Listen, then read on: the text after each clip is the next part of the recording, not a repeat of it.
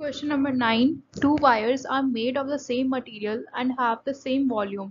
The first wire has cross-sectional area A and the second wire has cross-section area 3A.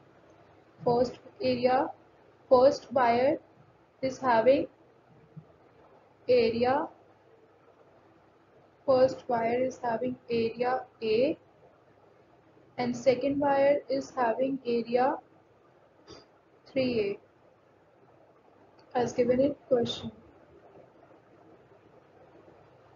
And if the length of the first wire is increased by del L on applying a force F, how much force is needed to stretch the second wire by the same amount? Now moving towards the solution, we know that Young modulus is used to calculate the amount of stretch a material will undergo a given amount of strain. So Young modulus is denoted by Y by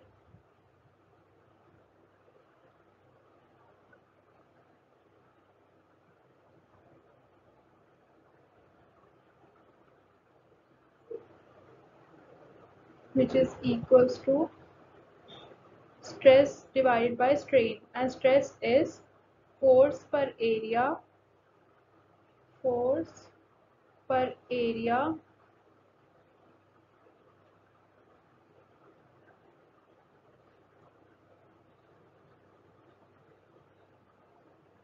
force per area, which is stress divided by strain. Strain is change in length divided by the initial length, Li.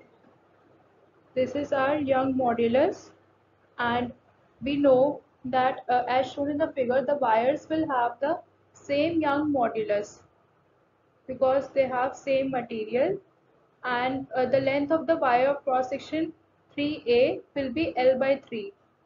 So its L will be L by length will be L by 3.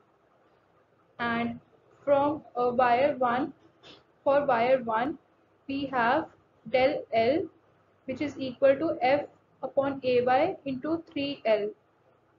And similarly for wire 2 we can say that Y equals to F dash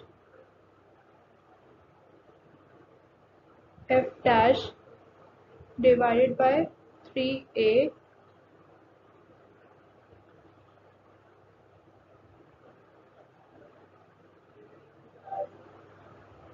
divided by del x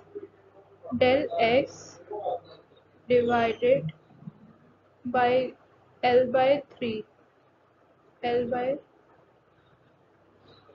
3